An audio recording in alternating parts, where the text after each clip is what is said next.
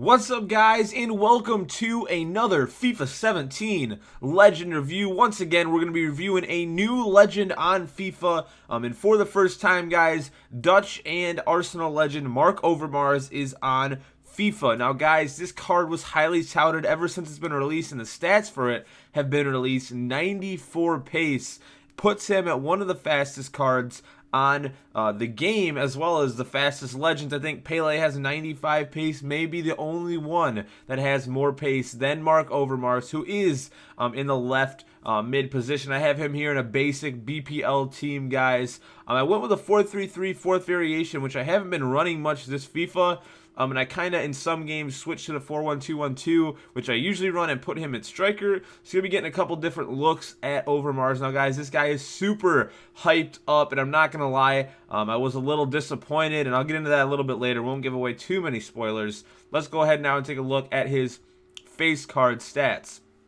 Overmars has 94 pace, 80 shooting, 78 passing, 88 dribbling, 47 defense, and 66 physical, guys. He has a 5-star weak foot, 3-star skill moves, the high medium work rate, and as you guys can see there, it does say 6 games played, although he was injured for half of one of those games, so it could be more like 5 games played. He had a goal and 4 assists, which are pretty disappointing stats, but he definitely plays like a left midfielder, and that is why he's just not much of an attacker. He kind of runs down the wing, and for me, that's all he was good for. And obviously, he breaks away from people, but he really has no finishing ability whatsoever. And the lack of highlights will show you guys that.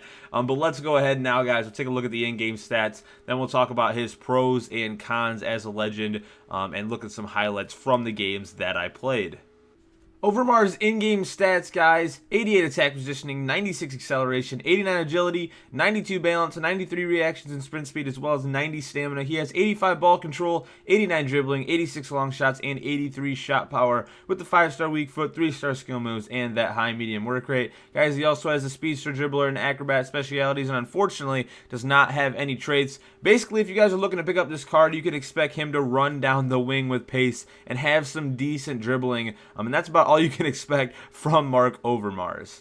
So we're now going to go ahead, guys, take a look at some highlights for Marc Overmars and get straight into the pros and cons, because we frankly do not have a lot of highlights from Marc Overmars in the 6 games that I played. My first pro for Marc Overmars, guys, is a pretty obvious one: his pace. 94 pace, I think 96 acceleration. This guy flies down the field, no doubt, and that is his biggest attribute.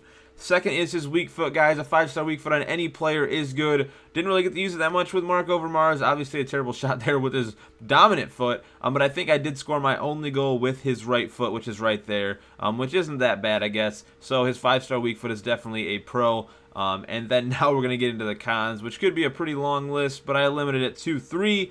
Finishing is going to be his first one, guys. He only had 1 goal in the 6 games I played. Probably had about 12, 13, 14 shots on goal. Only finished off 1, which was very, very disappointing. I mean, really, all you're going to expect from him, guys, is running down the wing and maybe playing a cross in or something of that sort.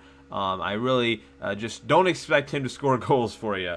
Second is his strength, guys. He has a pretty crappy physical rating, and really you're going to have to use his pace to bounce that ball out and chase it down. Don't expect him to win any balls off of defenders.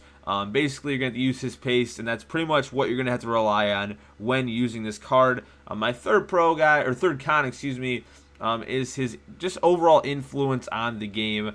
For me, 600, 700K, whatever he's worth, really, it's not worth it. He just does not influence the game enough. He doesn't score any goals. He really just runs down the side. And if you like crossing, he may not be a bad guy to go to, but he really just did not do it for me, guys. But now we're going to go ahead and take a look at his overall summary. Obviously, you guys can see there, out of a 10 scale rating, I've given him a 7 out of 10, which is tied for the lowest rating I've ever given for a legend review. I think Inzaghi got a 7 last year for me, but Overmars is going to be the lowest for this year to start off, guys. It has his pros and cons listed, as well as the goals and assists in the games played. What a letdown this card really was. If you've used him and had positive results, let me know. I really do fancy myself a pretty good FIFA player, so I would like to think it wasn't me, but Overmars really did not play well for me at all.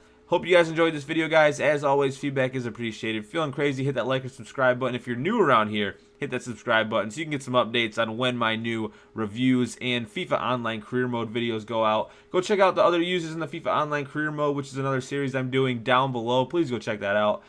Yeah, guys, and until next time, I will talk to you later.